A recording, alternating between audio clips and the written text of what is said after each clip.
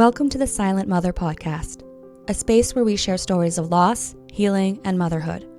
I'm your host, Sam Richardson, and today we're exploring a journey that touches the deepest parts of the human heart, one filled with grief, resilience, and hope. My guest today is Tiffany, a mother who faced years of infertility, and after finally becoming pregnant, experienced the heartbreaking loss of her baby in the second trimester. But her story didn't end there. Tiffany is now the mother of two beautiful, healthy daughters, and she's here to open up about her path to motherhood, the pain of loss, and the joy she's found on the other side. Before we begin, I want to remind everyone listening that this episode touches on sensitive topics like infertility and miscarriage. If these subjects are difficult for you, please take care of yourself as you listen, or come back to the episode whenever you're ready. Tiffanys Story is one of strength and hope, and I'm honored to have her join us. So without further ado, let's meet Tiffany. I have Tiffany Katapka on with me today, and I want to just take the time to thank her so much for being my guinea pig. And see how this goes for the first time, but also for being so gracious and sharing her story, her journey of infertility, miscarriage, and motherhood with us. A little backstory of how I know Tiffany. My oldest daughter, Evangeline, who is 13.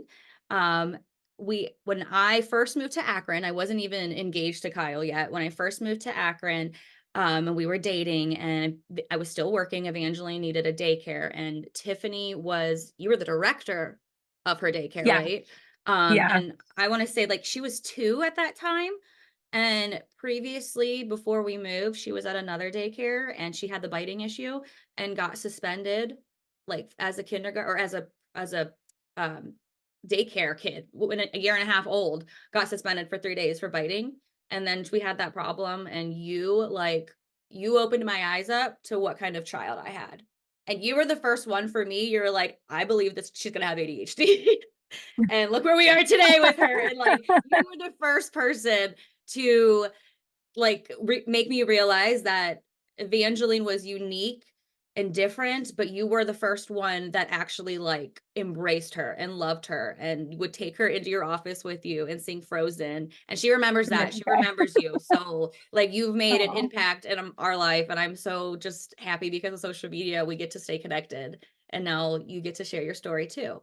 So during this time, actually, when I had Graham, and Evangeline was still going to daycare with you, you were struggling with your start of infertility. And since then, that's what it's been 10 years or so now since then, about 10 years. Yeah. So I'll sit back and let you take it away. And I'll ask questions if you get stuck or whatever you want. Awesome.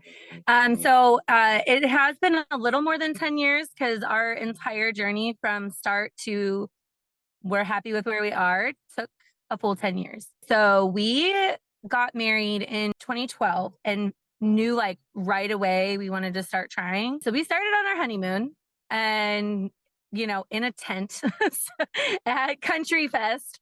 There were people around you. So there, yeah. It is what it is. It is. Get it? It was our honeymoon. And it just wasn't happening. My mom got pregnant on birth control. And my aunt, it was her first time trying.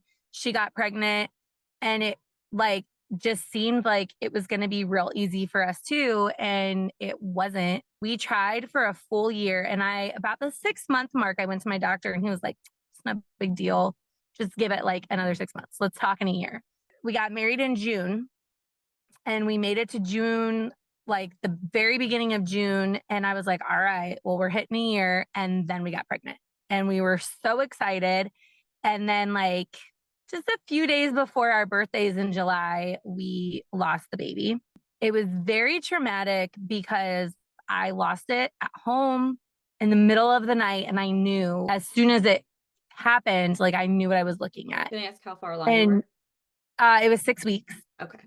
And so it was tiny, but it was very it was still clear. A loss. Yeah. It was very clear what I was looking at. You knew what it was. God bless my husband. He just kept saying, well, we don't know. We don't know. Let's go to the hospital. Let's find out. We don't know. We don't know until they tell us. But I knew Like he wasn't in there with me. I knew, and he had like all the hope in the world. And I was like, this is it. They're not going to tell us anything we want to hear. We got all the news that, it was gone. And that's, they're really kind of crass in the hospital. And I don't think it's like purposeful. Like, I don't think they mean to be heartless and cold. It's just like, this is their daily life. It's not mine. And so it was very They have a job heartbreaking. to do. Yes, it's their So job. they have to disassociate and distinct their life Yeah. from their job if they see this kind of stuff every day. Yeah. And so the like, you just lost it. You can try again. I was like, oh, I don't like, but what Yep. about right now? Like, what do I do right now? And we found that we had a lot of people that didn't know what to say to us. God needed the baby more than you did, like, made me physically want to punch people in the face. And like, I am a Jesus loving Christian, church on Sunday. I teach Sunday school. Mm-hmm. I just got back from a church retreat. Like, I very much am a spiritual person, but the words God needed the baby more made me so irate. Mm-hmm. And I just felt like it was people not really knowing what to say. So they say something and then it sounds stupid, but they're trying to help. So you don't want to be like, that was dumb. Mm-hmm. I've gotten that a lot in 15 years. What do I say? And I tell my best advice is just say I'm sorry. Like that's the best Yeah. thing anyone could say to me because there's nothing like, thank you. I'm sorry Yeah. too. It is what it is. Yep. Well, I ended up having a conversation with my mom. My mom actually was like, what can I say? Like, what is helpful to you right now? And I said, just, can I give you a hug? Like, just ask. Because sometimes there are people that there's times if you touch me, the floodgates Mm-hmm. are opening and I will not be able to stop them. But sometimes, like, that's all we need is just Mm-hmm. somebody to see us and embrace us and let us feel what we're going to feel. There's nothing that you 'Cause, can do to fix something like that. yeah, there isn't. And like, sometimes trying to fix it makes it worse. They actually put a social media picture up that was like all the things that people had said to me throughout our journey. I feel like when you go through multiple miscarriages or you go through years of trying, like people really do kind of like they want to help, but they run out of things to say. And like some of the things they say, I feel like I can share this because my sister was very young when I lost my first. And we do talk about it. She is like, I cannot believe I said that. But she was like 16. She was very, Yeah. very young. Like, Good and for her and to I give like her a learn lot of from that. yes, I give her a lot of grace. But she was like, well, you just don't know what that baby would have been. Like maybe God was saving you. Like, what if like you were gonna give birth to the next Jeffrey Dahmer? And I was like, she's a child. She's a Yes, like child. as a teenager, I could see there that's trying to come from a place of like Yes. positivity. It was such a loving, like you could tell it came from such a loving place, but I was like, don't say that to anybody else ever. Like that's a you and Yes, me like thing. you're lucky I'm your sister. But now at like post 30, she's like, I am so sorry. That was so dumb. But you do like run into people not knowing what to say. And I felt so alone. And I felt like Paul wanted to help, but he didn't know how to help. He felt like he needed to be strong for me. I just wanted him to break down. Like I wanted to feel like I wasn't alone. He felt like he couldn't break down because then what would that do to me? Mm-hmm. Um, and at that point, I didn't know anybody who had been through a miscarriage. Okay. I didn't know anybody that it had taken them a full year to get pregnant, and I didn't know anybody who had been through a miscarriage. So I felt very alone. How old were And you at this a time? friend, Sorry. I was 24, 25, 24. Okay. just turned 25.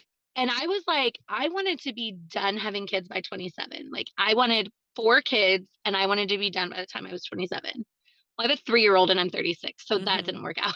You have 2 kids now. You planned. Yeah, I have 2 kids, and they say tell God your plan and watch him laugh. And I love my life now, but at the time it was really hard. And I was like, where do I go from here? And a friend of mine suggested going to Akron Pregnancy Services and Solutions, and they had counseling there.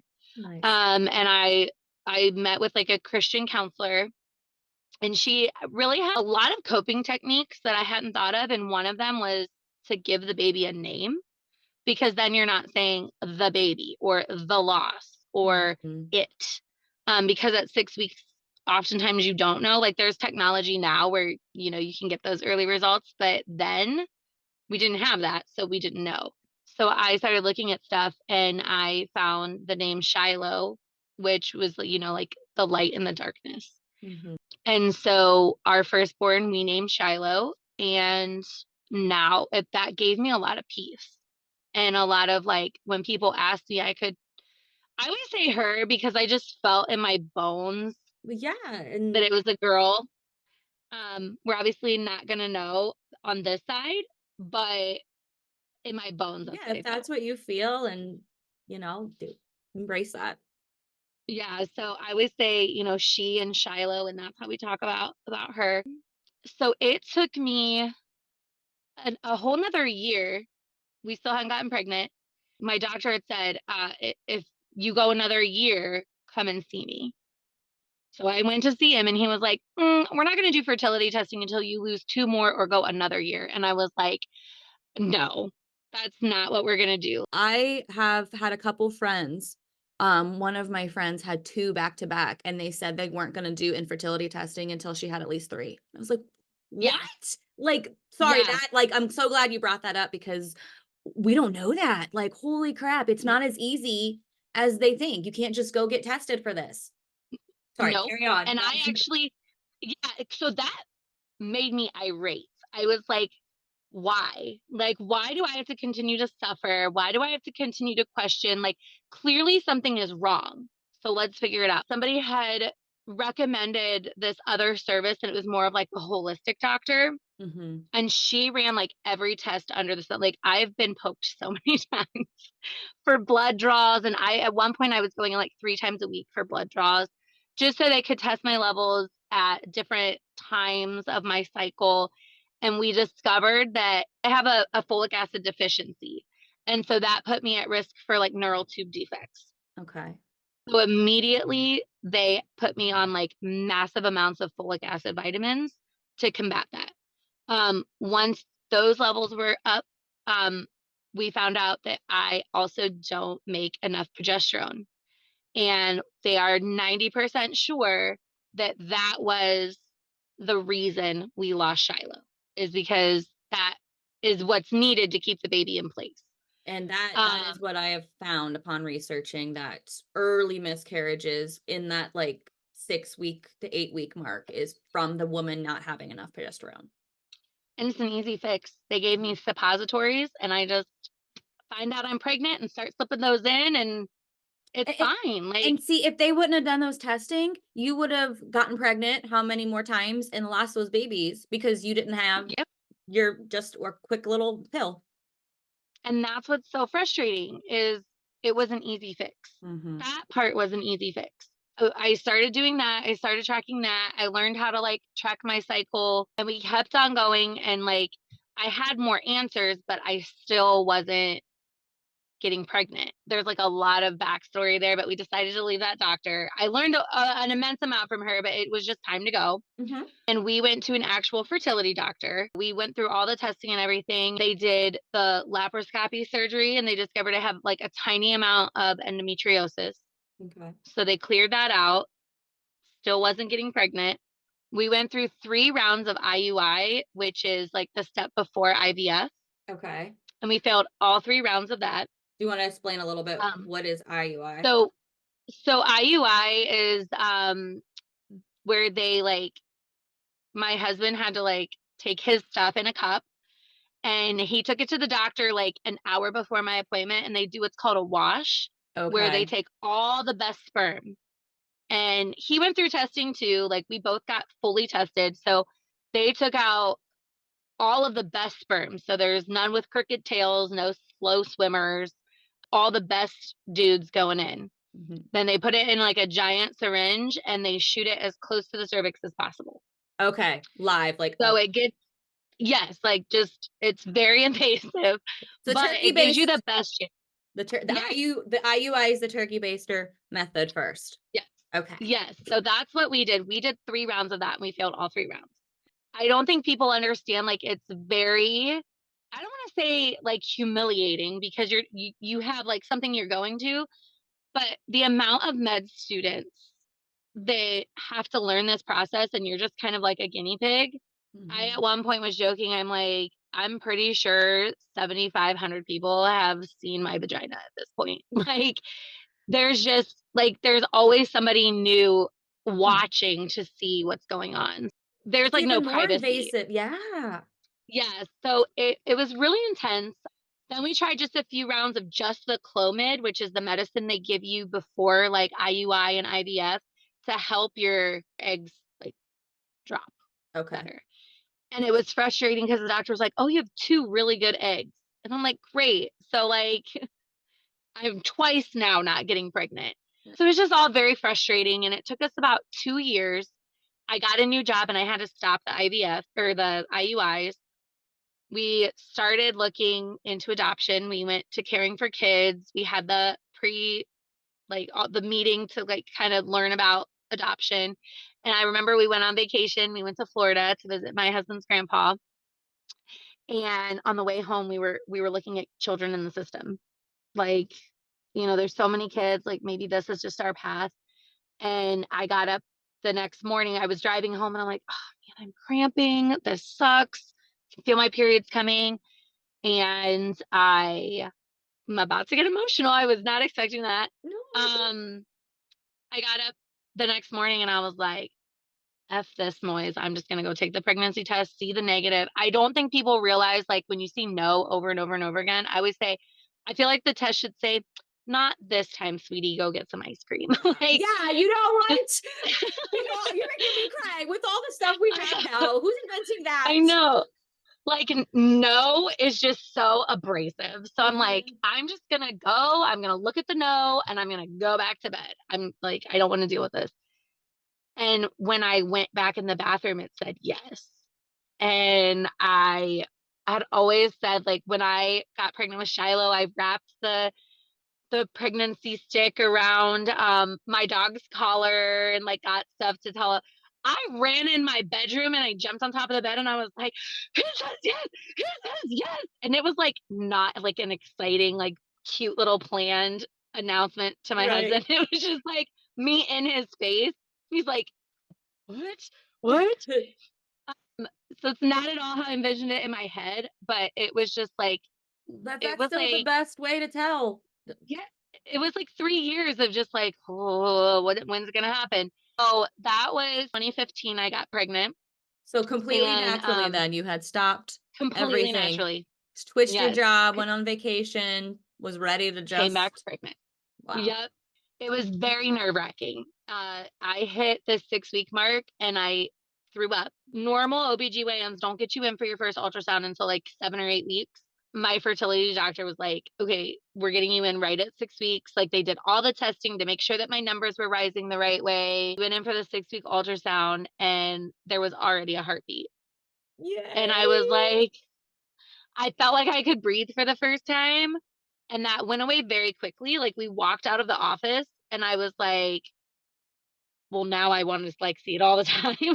So, I got my little Doppler. That was a bad idea. Don't do that until you're further along, because there's nothing you can find in 6 weeks. Don't do that. It was a little bit like it was nerve-wracking, but I was like, "I hit the 6-week mark. Let's announce it to everyone, like, this is great. It feels good." We announced it, and I wouldn't say I had a bad pregnancy. I had continuous morning sickness, like, just nausea, not vomiting, but it was like Mhm. that constant reminder, like, "Hey, mom, I'm good." Yeah, that's the good But sickness. it is. I was like, every time I would gag, I'd be like, "Thank you, Jesus. Thank you, Jesus." Like, just it was She's just still so I'm in like, yeah, I'm so good with it. I'm so good with it. But it was still like there was a part of me like everybody else was saying their babies are already kicking and mine's not. And just like that fear in the back of your head, my sister, she had a perfectly normal pregnancy, got pregnant right away, everything was fine. And I didn't have that experience, so she never questioned anything. And me, I'm Mhm. like, "Is she still in there? Is she okay? Is everything all right?" And then everything was fine. My water broke. Everything was like normal. But then I spent 22 hours in active labor. My sweet little 10-centimeter headed baby was sunny side up and got stuck in the canal. And we could not, like, I would push and her head would come out a little bit, but then I would stop and it would go back in. Oh my goodness. And it was awful. And I was like, she's going to suffocate. She's in the canal. She's going to. So I was like having panic attacks Is in that like is the that delivery room. that's a real is that a real concern? Oh, you I don't don't know. we should figure that I was out. just like, nobody actually said, no, honey, that's not going to happen. They just Yeah, it's like, like, nobody answered me. It was, I'm like, oh, I would have been is she screaming. gonna die in here? And nobody's answering. So they were like, we're hitting the 24-hour mark. So you can either push for 2 more hours or we can do a C-section. I was like, get her out, get her out. And it was the most traumatic experience I've ever had in my entire life. It moved so fast. They don't let your husband in right away. I did not know that. For an And so I emergency was sobbing. C-section. Yeah. Yes, for an emergency C-section, they have to get everything situated Yep. first. It was like, where is he? And I'm a blubbering mess. I'm on so many medications. And one of the nurses leaned over me and was like, you need to hush. We cannot figure out what we're doing when you're sobbing like this. Oh. I'm assuming another nurse heard that because that nurse very quickly left. Somebody else came in and she was the sweetest. Like she held my hand and she rubbed my face and she was I so might have kind. gotten combative at that point. Well, I probably Such a would have in my mess. normal mind, but Yeah. like I was so drugged up. Like it was just I everything would was have cried spinning. harder. Oh, I did. It was not good. You Like, being don't so ever mean to tell. me. Yeah, don't tell a hysterical woman to calm down. It never works. Yeah.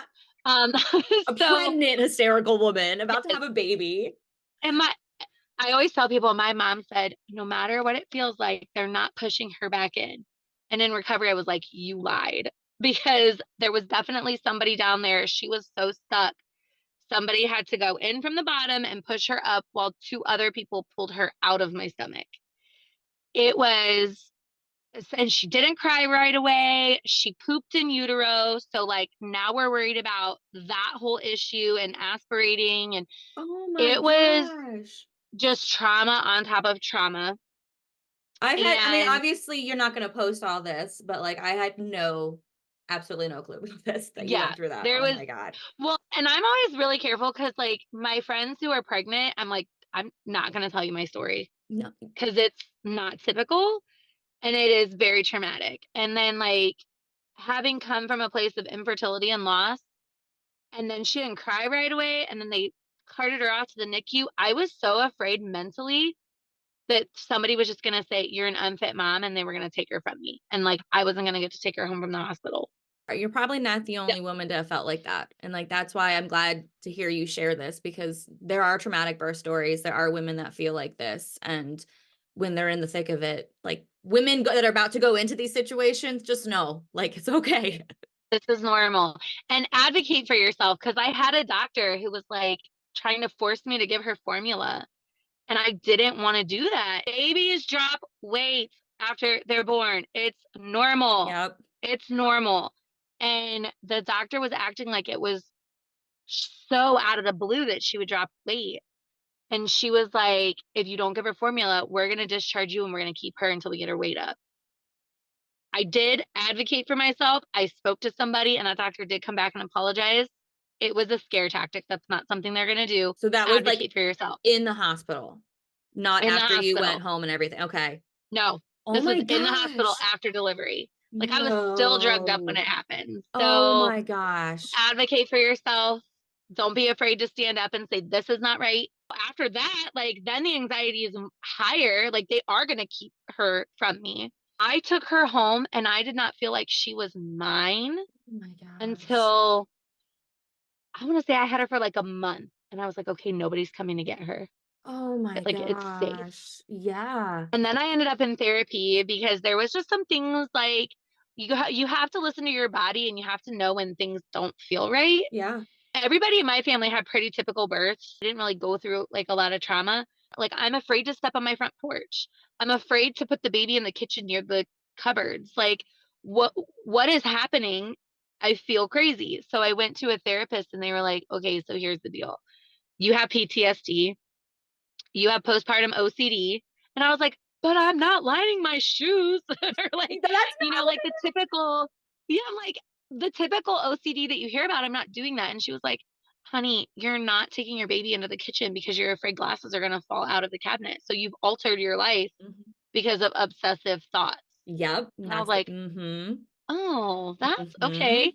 So I now have this lovely, and I still have it. Like I have to check myself sometimes, like this is not reality.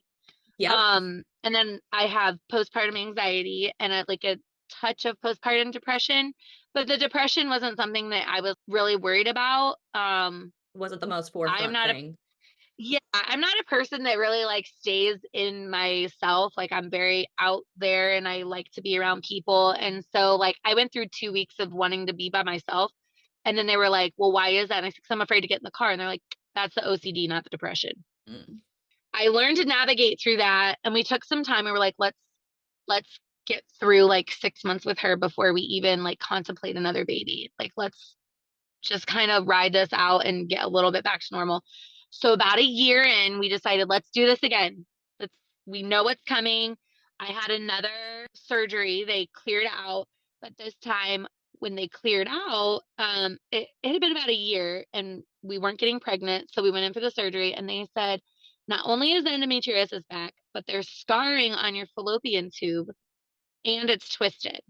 My gosh. So if the egg drops from that tube, there's less likely that I'm going to get pregnant. But also, if it travels up that tube, I'm more at risk for tubal pregnancies. Mhm. Oh my And gosh. so, my doctor, my fertility doctor, I cannot shout RGI, Reproductive Gynecology Incorporated. I'm telling you, if you have infertility issues, go to RGI. They're going to take care of you. I can't speak highly enough about them.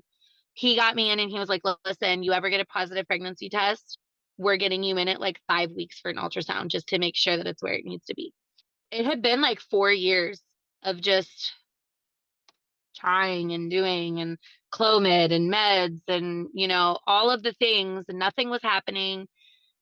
And I got pregnant. We stopped trying all of the fertility stuff and we went back to just natural family planning and I got pregnant.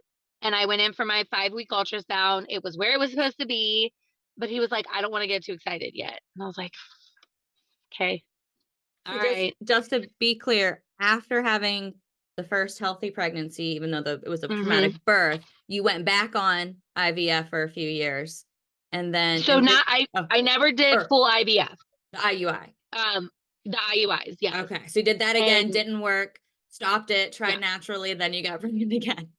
got pregnant naturally. Dang, okay. And yes, they got me on the suppositories right away. And then something weird was like I just felt weird. And I was like, I feel like I need to come in because something doesn't feel right. And that's when they realized that no growth was happening. Mm. Then I started bleeding and I lost the baby. And this was right about our anniversary. I lost the baby on our anniversary. And we had my oldest daughter's first dance recital. And I don't remember any of it. I was in such a fog. Wait a I actually minute. think it was, The yeah, you superhero guys were dance there. rehearsal dance recital? Yeah, We yeah, have pictures of Evangeline and yeah, Emerson together. Girl, you had a yeah. miscarriage that day? That day, yeah, like I We're started just bleeding talking that to you day. fine. Yeah, You were perfectly fine, Tiffany, so you were not there. yeah. Oh my So I was gosh. like, yeah, I was like, I just kind of like fogged through the whole day. Like you and I had a conversation. I Yeah. can't even tell you what that was. Like I was not there. Um, Yeah, we I were just remember chilling it's like, in the dressing room while watching the girls play, chatting. yep. And I can't even tell you what we talked about. Like I was in such a haze And like, see, this and is something like I wish we could have been, like not afraid to talk about things like this. Cause I would have been like, oh my yeah. God, girl, let's go cry in the corner together. They got it. On top of that, that next day, I think I I had gotten a new job. She knew I was pregnant. She knew I lost it. And I went to get certified as a Zumba kids instructor. And I was like actively bleeding when I went to get this. And I had been contemplating doing this for years. Like, this was a years long goal of mine. I walk in that door and there is a woman belly out about 6 months pregnant to get certified as well. And I was like, okay, like, what do we do? Mm-hmm. I did it. I talked to the instructor and I was like, this is what's going on. I'm probably going to be in the bathroom a lot. I'm going to do my best, but everything hurts. And she was very gracious. She worked with me through it. She kept asking, like, is this something you're comfortable doing? And I made it through. I got certified. I'm a Zumba Kids instructor. That's actually what I was doing today. I'm at a school doing Zumba, but it was hard. And I still have like the picture that we took that day is still something like I don't look at. Mm. And it was such a big accomplishment. Like Yeah. I wanted that for so long, but it's such like a hard memory. Another example of grief taking something away from you that you don't even realize it was going to hit you like that. Yeah. I mean, who thinks I'm going to walk in a room and there's going to be, she was wearing a crop top the whole Of time. Like, course. Ugh. and nothing against that. Like, celebrate it. I never want somebody to not celebrate their pregnancy. She had no idea what I was going through. Yeah. So it was just like, that's a me problem, not a her problem, but it was a problem, you know? Mm-hmm. It had always taken years. So it took me a year to get pregnant with Shiloh. It took me 2 years to get pregnant with Emerson. It took me 4 years to get pregnant with what we named Finley, Okay. which was like meaning hope and all of that. So 6 months later, I got pregnant with Iris. We went in and everything seemed good. I was so like full of hope. And then there was like the doubt, like, oh, well, this baby's not as big as Emerson was. And like the Mm. comparing to my healthy pregnancy and just like psyching myself up. And then I'd be like, no, we're good. And I spent a lot of time just like in prayer, like trying to get myself to a more positive mindset. Every time we went for an ultrasound, like there's like the normal growth pattern. And she was just a little bit tinier than what she should have been. Like the growth was just a little bit tinier, but they never seemed like. So let me back up. My first appointment with her, they couldn't find her. Oh boy. I did have genetic testing done. I do know that she was a she, but they couldn't find her. And they're like, this is probably an ectopic pregnancy. The doctor, it was a student trying to find it in there. And the doctor was like, hold on, let me. And then it was just like super, super tiny, like literally a mustard seed. And I'm like, that's all it takes, a mustard seed. Everything was going fine. And we went in. So infertility treatments, you see them up through week 12 and then you graduate and you go to a Okay. regular OBGYN. This was our graduation. We were 12 weeks. We were getting ready to, move on. And on our way, I was like, okay, so can we pick out a name? And my husband was like, let's just wait. Let's just get through this. And he's trying really hard not to be negative, but be Mhm. realistic. We walked in and they always have like music playing. The doctor is looking and he's looking, and I'm like, oh gosh, there's no movement. The doctor was like, I need you to turn the music down. And I instantly like knew. He said, yeah, there's no heartbeat. I'm so sorry. And his face broke. And like I could tell, so I recommend RGI. I Yeah. could tell like he was there with us. He's been traveling this road with us for 5 years. Like he understands Oh my where, God, graduation how day. big Oh this my. was. I was so beside myself. They actually took us out the back. So we didn't have to be near anybody. Mhm. So that was a Thursday. And I was scheduled for a DNC on Monday, but I just kept praying, like, I just want to do this naturally. Like, I don't want to go through DNC. I just want to do this naturally. My mom, it's like a really weird thing, but like, they are my pastor, my pastor's wife now. At that time, I was not attending the church. I had before, but I wasn't there at the time. They were having a chili cook off, and I was like, I just don't think I can do it. And the pastor's wife called me and was like, no, we're not going to let you sit in yourself. You need to be around people. You're going to come, you're going to bring Emerson, and you're going to just enjoy for a few. I went and I was talking to the pastor and I was like, oh, I feel like I have to go to the bathroom. Then I started cramping really hard and he's talking and I'm like, mm-hmm, mm-hmm, mm-hmm, mm-hmm. And I made eyes with my mom and I was like, I need you. So she comes over, the pastor walks away and I was like, I can't walk. Like my legs just seized up and I can't walk.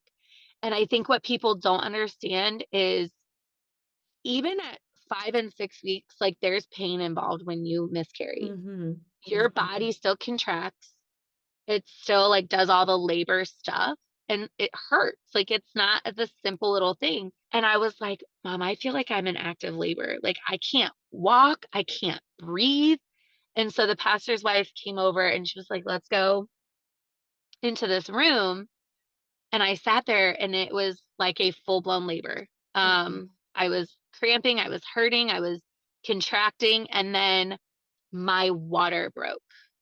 Oh my I was gosh. like, I think I just peed myself. And they're like, what do you mean? And my water broke with Emerson. And so I knew what that was. And I was like, oh, Oh my. no, I did not know that your water can break I was just gonna say that. that early. How big would the baby be at 12 weeks? Like the So size of a. she fit like not quite the full palm of my hand, but Oh, you got to almost. see her. Oh my god. So I actually delivered her at the church. Oh my The past, gosh. yeah. Tiffany. So yeah, so it was so actually kind of wonderful because there was a lot of people to love on Emerson. She does not have to this day no clue what happened. Oh, They took her, they filled her full of chili and she had a wonderful time. Paul asked if he wanted to come or if I wanted him to come and I was like, "No, because I'm just afraid if you walk in she's going to know something is happening." mhm. So, just it's okay. Don't come yet. I will let you know when I need you. I can't drive. So I'll let you know when I need you to come get me. So I delivered her. My mom got to hold her. The pastor's wife got to hold her. At 12 weeks, they have fingers, toes, Mhm. nose holes, ear holes. There's eyes. Like I got to see her, and it was very hard for me because I'm like, she's perfect. Like, why? Yeah. And I had a very hard time, and I didn't go back into that church until I went in one time and I had a full-blown panic attack. And I didn't step in again until my second was like born and healthy and like I knew Felt she was safe. okay. Mhm. Yes, till I felt safe. I delivered her in the bathroom. I did not use that bathroom until about 2 years ago. I would use the men's bathroom. I would go across the street to the house that is attached to the church. Like I didn't use that bathroom. So again, they're like, "Hey, you have PTSD." Yeah. um, so wasn't shocked. Um, but after I had her, I was working with a doula from Sufficient Grace Ministries, and she came to my house. She took pictures. She gave me a little thing to bury her in, little box so that I could keep ultrasound pictures and everything. We have an iris box up on our wall, and sometimes my girls will take the box down. They're like, "We just want to play with iris for a little bit," and that was a wonderful resource to have. And then I called her and I was like, "Hey, so like, I just went to the bathroom and like this thing fell out of me and it's like bigger than my hand." And she's like, "How many of those have happened?" And I'm like, "4." And she was like, "Go to the hospital Yeah. right now." I was at like extreme risk for bleeding out and everything ended up fine. Everything, healed up on its own. But that was Saturday. And that next Wednesday, COVID shut the world down. So I grieved alone. Oh my I gosh. wasn't allowed around anybody. How do you just like not feel guilty for grieving a loss when the entire world is like shutting Yes. down and this is like Yeah. wait, I'm trying to go through my own personal tragedy, like not have the Armageddon, thank It, you. it was a lot. And I'm like, I know that everybody's worried about COVID. And I had a friend who lost her dad to COVID. Actually, several people I knew who lost their dads to COVID. And it was like happening like one after another.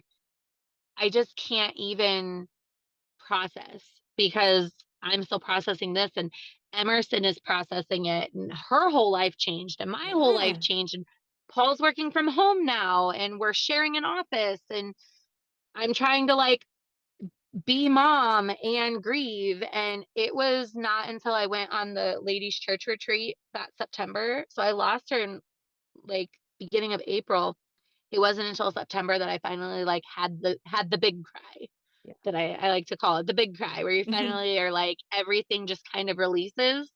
I took COVID very seriously. Paul couldn't go to any appointments with me. We had to go to testing separately. Like, Oh, there dang. are things that Okay. people didn't realize was Mm-hmm. happening. And so we took it very seriously. And I was like, don't touch me, don't hug me. Like, I need to be able to go to these appointments. And somebody was like, can I hug you? And I was like, and I'm not kidding, she hugged me for 15 minutes. She just did not let go. And it was like what my soul needed. So I always tell people, like, when you're going through it, don't go through it alone, because I went through it alone and I went through it with people. And one way definitely is easier than the other. Yep. And then 6 months later, so it was like I went for like years not getting pregnant. And it was like every 6 months. Yeah. I got pregnant completely naturally with my Eleanor, who is just turned 3, is just the feistiest little firecracker. It was a very normal pregnancy. I paid extra to go to a private ultrasound tech. I paid quite a bit of money for like a package where I could go in every 3 months and see her. I got 3D ultrasounds. I called her once and I was like, everything hurts. Can you just do an ultrasound? And that's when we realized she was laying like horizontally. Oh So my her feet were goodness. in one hip and her head was in the other. That stretching, I was like, I'm about to lose her. Did end up with I can't remember what it's called, a blood spot in your uterus I don't where know it what like, that's called, but there's yeah. like a small tear or something where it makes you bleed a little bit. I ended up with that with Eleanor and I nearly lost my mind. But that cleared and it was fine. And like, it was a total normal pregnancy. But I asked my doctor, can I just have a C-section?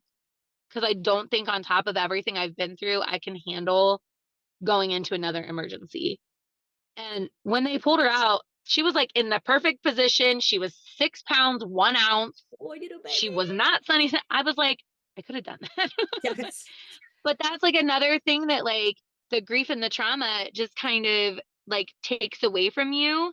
Um, because I didn't want to try a normal birth Mm-hmm. because of Mm-hmm. what I'd been through before. Mm-hmm. And I didn't want her to like die on the way out. Like, that had never happened to me. But in my head, Like, I'm just gonna I be had built safe if it I up. go in, they take her out, and They we're take her not out. gonna try to I, force yeah, anything on her. Yep. yep. I'm not going to let her get stuck. I'm not like, we're not doing that.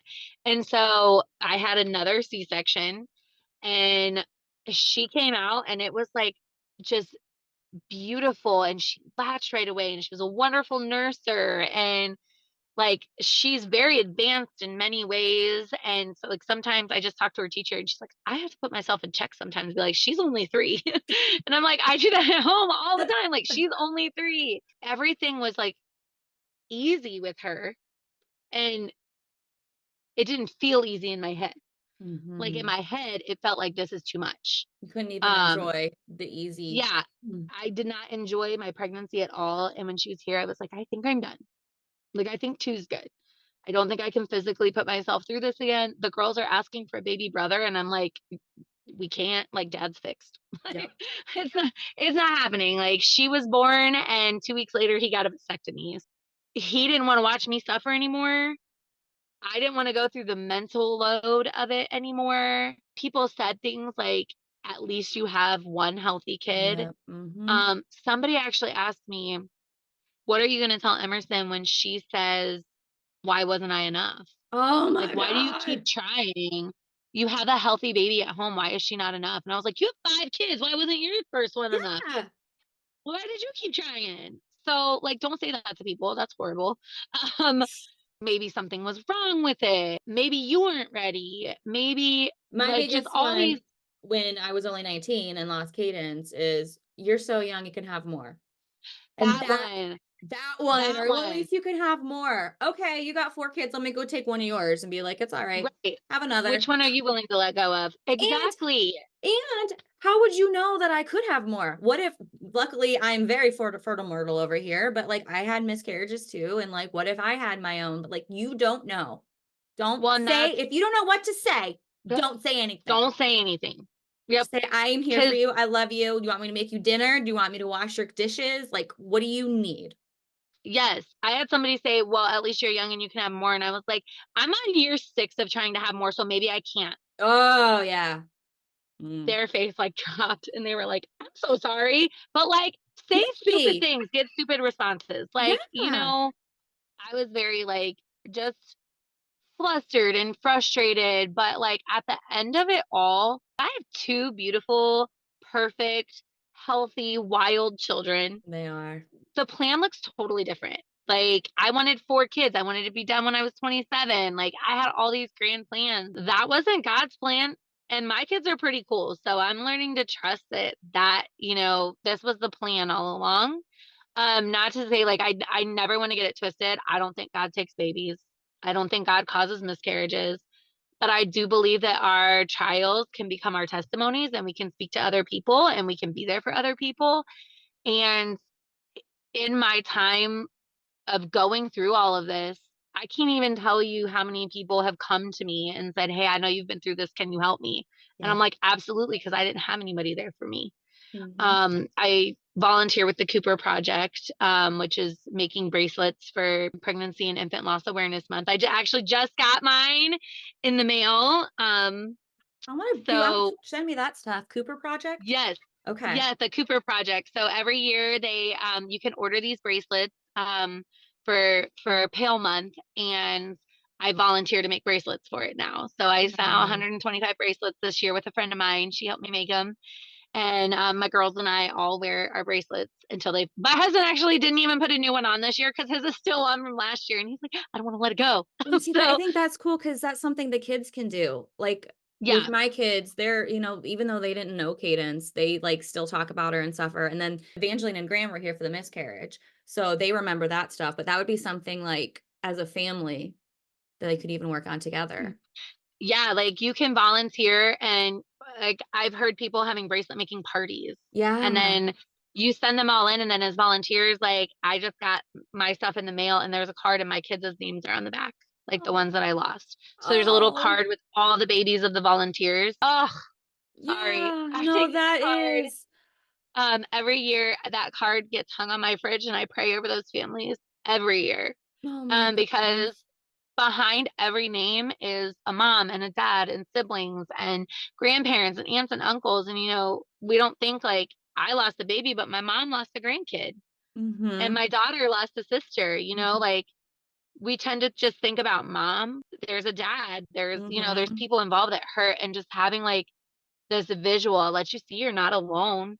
Like there's people who know where you're coming from. And I just was talking to somebody and they were like, you helped my daughter out so much. You literally saved her life when she was going through her ordeal.